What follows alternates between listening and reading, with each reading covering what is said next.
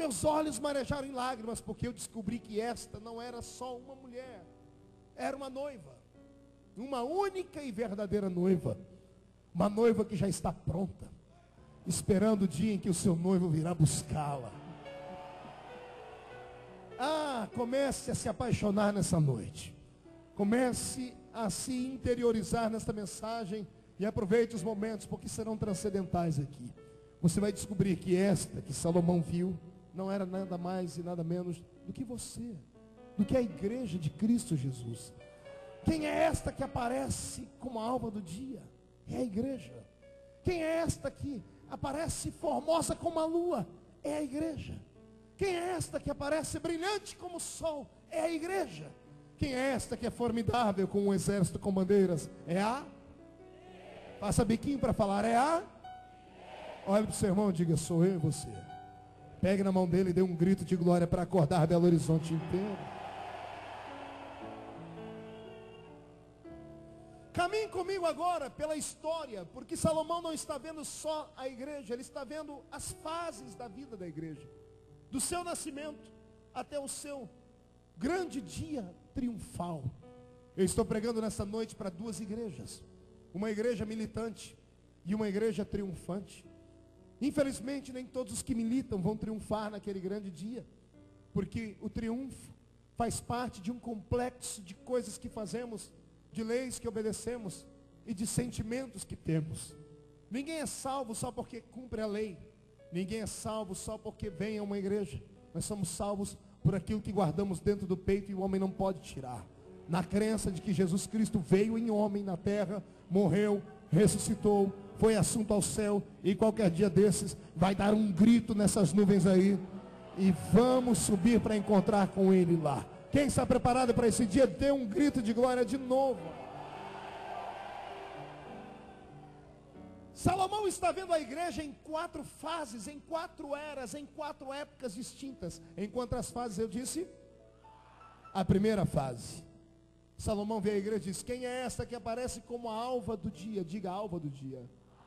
Mais uma vez. O que significa alva do dia, pastor?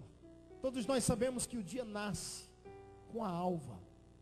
Salomão estava falando do nascimento desta igreja.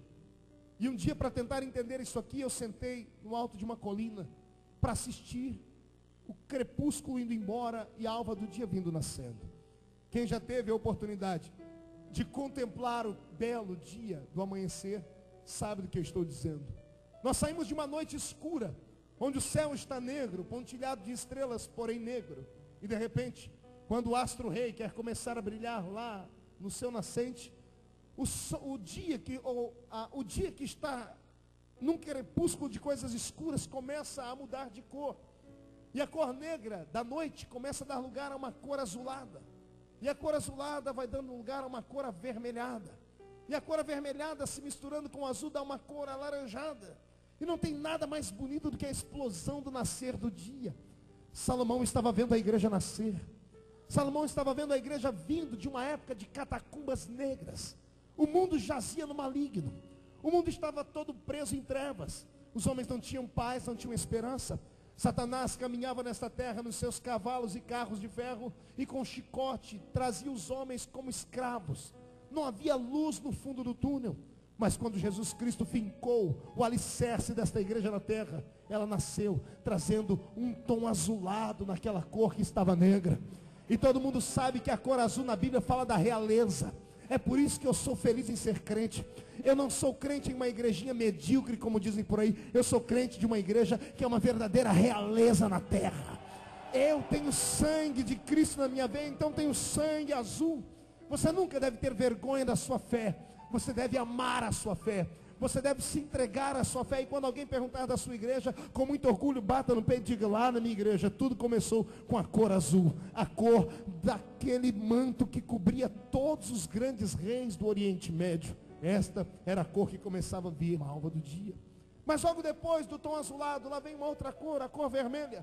E começamos a entender que a igreja que nascer agora, de uma maneira tão difícil, começa a receber o impacto da cor vermelha, que é a cor do sangue. Essa igreja foi alicerçada na terra com o sangue de Jesus Cristo. É por isso que ninguém consegue destruir a nossa igreja. E olha que já tentaram. Filósofos tentaram, políticos tentaram, sofismas tentaram destruir tudo aquilo que nós conseguimos construir com a nossa fé e não conseguiram destruir. Jesus Cristo penhorou a palavra dele dizendo: esta é a minha igreja e as portas do inferno jamais prevalecerão contra ela. Talvez aqui esteja a diferença do cristianismo com as demais religiões. Houve uma época em que nós vivíamos falando aí de grandes movimentos, como por exemplo, a do reverendo Moon, da seita da unificação. Houve uma época em que ele avassalou esse nosso Brasil, comprando metade do estado do Mato Grosso. Fez um grande simpósio de adoração ao diabo, entre aspas, no Uruguai. Levou pastores de todos os lugares e todas as igrejas começaram a falar desta heresia, dizendo: cuidado com a seita do reverendo Moon. E de repente, estamos nós aqui em pleno século 21 e ninguém mais ouve falar daquele coreano maluco. Também pudera. Ele se intitula o Cristo. Ele diz que é Jesus encarnado na pele de um coreano. E não bastasse isso, ele diz que veio fazer aquilo que ele não fez da outra vez, há 2000 anos atrás. Porque há 2000 anos atrás ele não constituiu família. Aí perguntaram para ele na revista Veja: o senhor tem família? Ele disse: tenho 98 esposas e não sei quantos filhos. E disseram para ele: para que tudo isso? Porque agora eu tenho família. Este não é o meu Cristo. O meu Cristo só tem uma noiva. E eu estou olhando para ela aqui. E não tem nada mais lindo do que o canto desta noiva em adoração e gritos. Esta é a diferença entre a nossa fé cristã e o espiritismo de Allan Kardec. Indo agora para Israel, nós paramos em Paris. Fiz ali algumas entrevistas e perguntei para alguns parisienses sobre o espiritismo. E descobri com muita alegria que menos de 1% da população de Paris ou da população da França hoje crê no espiritismo. Por quê? Simples. A igreja que ele fundou não foi alicerçada naquilo que nós temos como fé. Aquele que fundou aquela igreja já morreu e teve que reencarnar várias vezes até atingir o estado, o patamar de luz, segundo o espiritismo. Pobre seja o espiritismo. Eu pertenço a uma igreja que aquele que a fundou morreu uma vez e ressuscitou. Ressuscitou. Eu tenho que debochar de outras igrejas. Por exemplo, muitas pessoas houveram um tempo em que ficavam atormentadas com os Mormons, Igreja de Jesus Cristo dos Santos dos Últimos Dias.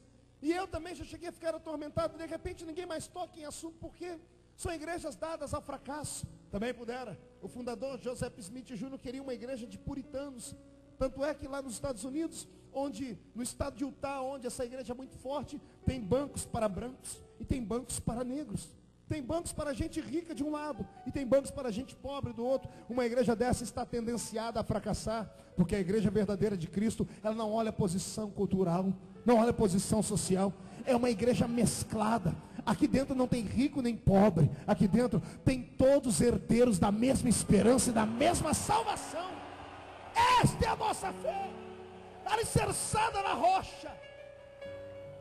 Há algum tempo atrás eu fui um dos malucos e dos idiotas que tive indo de igreja em igreja falando do movimento Nova Era e dizendo: cuidado com a Nova Era. Quem lembra da febre da Nova Era? Quem lembra? Ninguém divulgou mais a Nova Era do que os crentes. O diabo cria um negócio, os crentes vão e ajudam a crescer. E todo mundo: olha, a Nova Era está aí, uma estreia vai chegar, o anticristo está chegando. E daí? Coitada de Helena Petrovna Blavatsky, a mentora da Nova Era, aquela russa pirada e maluca de pedra, que junto com um cientista político chamado Fritjof Capra, escreveu as teses de um novo mundo, de uma nova era. E sabe o que ela chegou a dizer na época em que eu pregava sobre isso? Que no dia 31 de dezembro de 1999, o mundo deixou de ser regido pelo signo de Peixes e passou a ser regido pelo signo de Aquários. Estamos vivendo sob o signo de Aquários. E quem entende um pouquinho do que aquela infeliz endemoniada filha do cão com a pombagira estava escrevendo, ela estava querendo dizer que simplesmente o signo de Peixes desapareceu. E qual é o símbolo do cristianismo? A palavra Cristo em hebraico, as suas iniciais, é um peixe. A maioria das Bíblias que nós temos aqui tem um desenho de um peixe na capa dela. Quando nós vemos algum símbolo de cristianismo, é um peixinho. Quem já viu isso? O símbolo do cristianismo é um peixe. Aí vem o infeliz do diabo dizer: olha, a época do signo de Peixes passou, o cristianismo fracassou, entramos agora na era de Aquários. E para que serve um aquário? Não ouvi, para que é que serve um aquário? Satanás mandou um recado para a igreja assim: eu vou prender vocês. Só esqueceu de uma coisa, pergunte o quê? Desse jeito eu não respondo nada. Só vai para aquário peixinho bonitinho, inofensivo, coloridinho, que fica fazendo assim. É sério. Você dá peixinho de aquário para o seu filhinho de estimação, e o seu filhinho fica colocando comidinha para ele. Só vai para aquário peixinho que não faz mal a ninguém, peixinho que é inofensivo. A minha fé cristã não é de um peixinho inofensivo. Quando alguém foi dar um símbolo para Jesus na terra, pegaram qual era o rei da selva, o leão, e chamaram: ele é o leão da tribo de Judá. Quando acharam entre os homens, foi Lucas quem disse: ele não é um homem, ele é o filho do homem.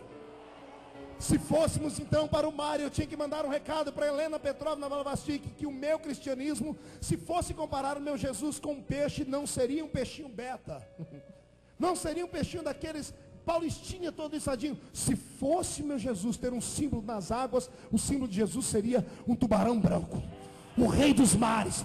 Eu já vi colocar até sapo dentro de aquário. Quero ver quem é que coloca um tubarão branco dentro de um aquário. Esta é a minha fé. É por isso que as portas do inferno não prevalecem contra nós.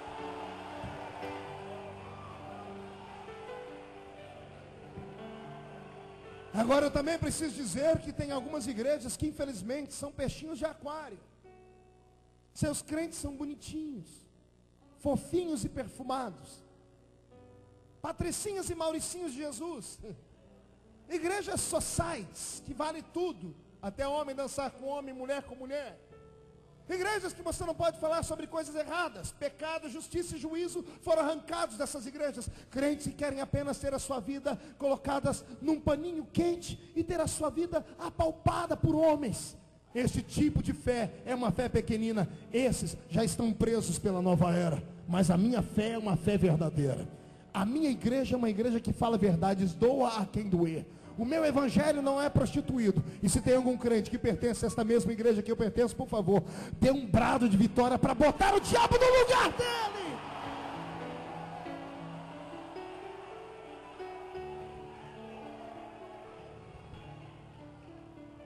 As outras igrejas não prosperam. Essas outras denominações não cristãs não prosperam, também puderam. Todos os que fundaram morreram e abandonaram a igreja deles para lá. O nosso também morreu, mas ressuscitou. E depois que ressuscitou, foi para o céu. E a Bíblia diz que ele intercede por nós. Ele continua intercedendo por nós. A igreja que nasceu da alva do dia, ela veio para trazer luz aos caminhos perdidos dos homens. É por isso que eu ainda acredito na igreja do Senhor. Eu ainda acredito que por pior que seja a igreja, ou que por pior que sejam os movimentos, ainda é melhor estar dentro dela do que estar lá fora. É por isso que eu quero hoje opinar e te dar aqui uma palavra de pastor. Não desista, caminhe, acredite, não olhe para a esquerda, não olhe para a direita, não deixe ninguém roubar a sua fé, não deixe ninguém se contrapor entre você e a sua salvação. Lembre daquilo que eu sempre prego: o seu nome não foi escrito no céu a lápis, o seu nome foi escrito com sangue. E se foi escrito com sangue, ninguém tira o seu nome daquele lugar. Quem concorda comigo, dê mais um grito de glória.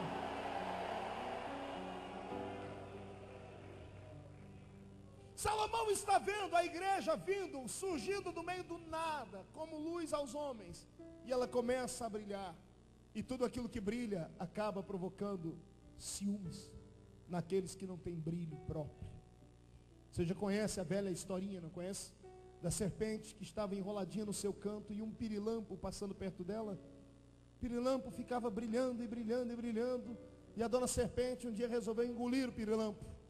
E quando ela segurou ele pelos seus dois dentes, quando ela foi engolir o pirilampo, disse: eu não me importo que a senhora me destrua, mas me explique por que a senhora está fazendo isso comigo. Porque na cadeia alimentar a serpente não come pirilampo, serpente não come vagalume. Por que a senhora está me matando? Ela disse assim: na verdade, eu não preciso te devorar, porém o seu brilho me incomoda. E quando o seu brilho me incomoda, eu quero apagá-lo. Todas as pessoas que têm um brilho próprio, se preparem. Vai ter tanto